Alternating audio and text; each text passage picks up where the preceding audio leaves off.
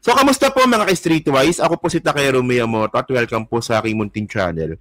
So, mga kababayan, okay, so ito po, nabalita na po ito nung nakaraang 2 araw pa na meron daw pong girlfriend si Digong. Actually, hindi ko siya pinatulan kasi nga po, napakawalang kwentang balita. May mga nag-PM sa akin dyan eh, Takero, bakit hindi mo kinontent yung girlfriend ni Digong na pumuntang dahig? Boring eh, sabi ko ganyan. Yun nga lang po, it's getting spicy kasi nga po, ang sumagot, si Kitty. Alam niyo kung ano nakakatawa dito? Yung mga legal na anak, okay lang. Diba? Si Pulong, pinagtawanan pa nga ni Pulong eh. Diba sabi ni Pulong, kinikilig nga yung tatay ko nung pinag-usapan namin yung love life niya. Yung talagang ng away pa talaga, yung anak pa nung kabit. O diba? Yung mga anak nga okay lang eh, tapos ikaw anak ka ng kabit, ikaw pa talaga yung number 1 na ng babash. Oh. So ngayon, mga babae, ito yun eh.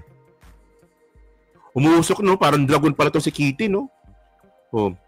Close out nga pala, no? Nga pala, close out pala Kitty, di ba? Close out. Kitty Duterte calls out Rudy ex-staffer forgets to pretend as his partner. Oh.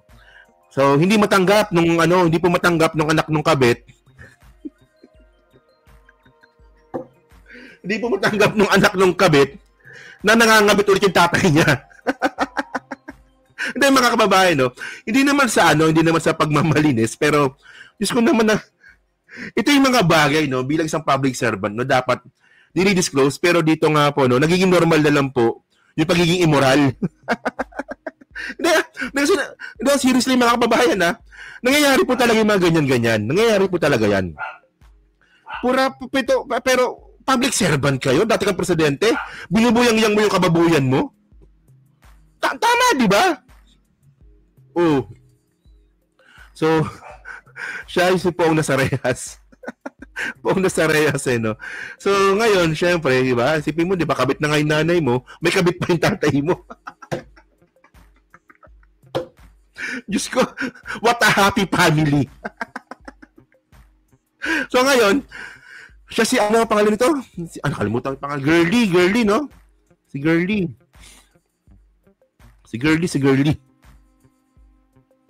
Oh, hindi ako naniniwala naman ako na baka drama lang din naman to, pero Diyos ko naman, di ba? So ngayon, ito nabalita to sa bilyonaryo eh. So panoorin muna natin to. Saglit na naman to. Hindi, napaka natawa ko sa pamilya Duterte po talaga, no? Parang ito po ang mga ulirang ehemplo, no, ng ulirang ehemplo ng pamilyang Pilipino. Pamilya Duterte, di ba? Maraming nagmamahal. Kung nga pala, may garma pa pala, di ba? Sabi ni Montulpo yun, di ba? May garma pa siya. Oh. So, tinan nyo to, Sa ibang balita, talagang maraming nagmamahal kay FPRRD. Bukod sa kanyang legal wife na si Elizabeth Zimmerman at partner na si Hanilet Abansenya, spotted din sa The Hague ang kanyang rumored girlfriend na si Cagayan de... Siguro mga dosing robas siguro ginagamit ni Digong dito, no, para dito sa kabit niya. Hindi na nga makatayo eh. Hindi na nga makatayo, gagamit pa ng robas. Ang walang yan. Oro City Councilor Joylene Girly Balaba. Girly Balabag, tama ba? Bisitahin ni Balaba ang dating Pangulo sa kulungan dahil sa istriktong visitation rules ng ICC. Pero sumama ito sa mga Duterte supporter na nag-camp out sa labas ng detention facility. Dumalo rin si Balaba sa birthday celebration ni VP Sara kung saan na-meet niya si Zimmerman. Inendorso ang bise o nang bise si Balaba noong midterm elections at tinawag pa itong mommy sa isang campaign rally. So chismis to. Pero by the way, napakagandang pag-usapan nito, no, kasi actually dapat wala na to eh. 'Di ba? Ito yung mga balita na dapat dadaan lang eh. 'Di ba? Tama, 'di ba? Kasi pwedeng sabihin na wala, chismis lang 'yan. Yun nga lang kasi ang point dito, no, napaka-immature pa talaga ni Kitty. Ito yung mga bagay na dapat din na pinapatulan. Pinatulan pa ni Kitty talaga. May na ba yung audio? May na ba? Hindi, baka malakas kasi yung sound ko eh. Hinaan ko na nga yung music ko. Baka sa music ko kasi yan. Kaya ganun. Okay. So dito, no, so continue natin. Sabi dito, no. Okay. So, Veronica Duterte, daughter of former President Rodrigo Duterte, has accused a former female staffer of her father of spreading false claims and attempting to pose as his romantic partner to gain access to him at the International Criminal Court detention facility in The Hague, Netherlands. O, di ba? So, ngayon, nagkunwaring lover daw para makapasok na naman sa loob. O nga naman, di ba, si Hamlet niya, di nga sila, o nga naman, di ba? Si Hamlet niya, di nga sila kasal eh. Pero nakakapasok doon sa loob. Baka nga naman makasingit yung girlfriend. Di ba? Ako yung boses mo, but the video presentation. O baka siguro sa music ko siguro yun. O. So, hindi chismis totoo yan, no, di ba? O, baka totoo nga. So, sabi dito, no, actually, nag-post si Kitty. O, nag-post si Kitty sa ang haba nga nito, sa Instagram. Dapat Kitty, no, ganun caps lock lahat para, para gigil. Dapat caps lock lahat eh. So, sabi dito, no, okay, teka, malalakin natin para mabasa nyo rin. Okay, yan. So, ito yung sabi ni Kitty, no? It has come to our attention that a certain individual that has formerly worked or has been associated with my father, Pierre RD, has been making claims about the duties that they have performed for him. Some of the details even include trying to act as his partner in order to gain access and visit him to get information to be used for some kind purpose. So, anong klaseng, hindi kita mo, di ba? Sobrang immature ni Kitty rito eh. So, sabi ni Kitty, yung babae daw po na to, si Girlie, nagkunwari nga pong lover ni Digong para makapasok daw po sa loob, para makakuha daw po ng informasyon, para gamitin po sa hindi magandang bagay. Kaalyado nyo yan, di ba? So, anong hindi magandang bagay doon? Hindi ko talaga, So, unang bibintang na naman, no? O, ako na yata ang pinakamagandang lalaki sa mundo. Digong nyo. Pogi, no? Pogi, no? Versa Gelano, maraming salamat, no? So, sabi pa dito, no?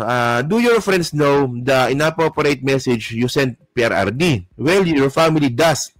To this certain individual, I am telling you that if my mother has been tolerating your behavior, okay, I will not. You have totally different temperaments, okay? Okay. And should you show that audacity you come up to me. So si Hanelet okay lang. Sabi ni Kitty yan, ha? So bali si Hanelet pala, okay lang pala kay Hanelet. Oh. Actually si Kitty lang pala yung ayaw, no? Yun yung lumalabas dito. Okay, I am not blind to my father's ways. In fact, none of us in the family have tried to raise any facades, acting like we are pure.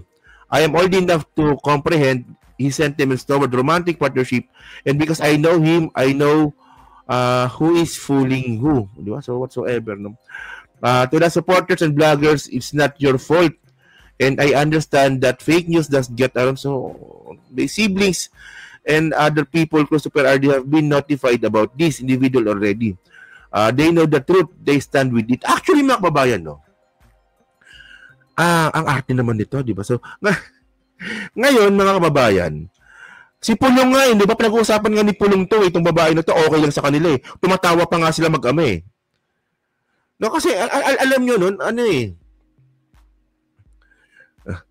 grabe si Sassy Ann. Gen Z tayo na. Hindi, kasi ang point dito, mga kababayan, no? Wala naman tayong pakialam dyan. Pero ang sarap lang kasi pag-usapan ni Kitty na sinasabi nga po ni nanay niya, no, ni Hanelet, na yung anak ko nga eh. Di ba? Sabi ni Hanelet yun, sabi ni Hanelet, yung anak ko nga eh, napilitang maging mature eh. Dahil sa nangyari sa tatay niya. Actually, ito po, hindi po ito pagpapakita ng maturity. Honestly. Di ba? Kasi ay yung mga ganyan klase mga chismis, pinapalagpas na lang dapat yan. Oh. Di ba? So ngayon, tingnan nyo to So itong si Girlie pala, no? Ito yung mga picture na nakita ko eh. Si Girlie Balaba. Kitty, holdingan sila. So 2019 pa pala sila makakilala, no? Bali lumalabas po ng mga pictures, no? 2019 pa pala. So ito 2019 nga. Ito yung mga nakita ko picture online na 2019. Di ba? So yan, so kayo po mga kababayan, so ano nga po masabi nyo nga po dito? Sa napakawalang kwentang topic po na to. Regarding nga po dito sa love life nga po ni Digong. well, para sa akin po kasi, napaka-ironic naman po talaga, no, na kayo nga nangabit eh. Ikaw pa yung galit. Di ba? May mahirap talaga yun, di ba? Kabit na nga yung nanay, nangabit pa yung tatay ulit. Di ba? Nasa pa-comment lang po sa baba at binabasa ko pong lahat yan. At syempre yan po sa Team Replay. Pa-like, pa-subscribe. Kung di man kalabisan, pa-share na po yung video po na to. No? Everything is normal for them. Yung nga dapat nga, di ba? Hindi kasi, alam ko naman nangyayari po sa ibang tao to.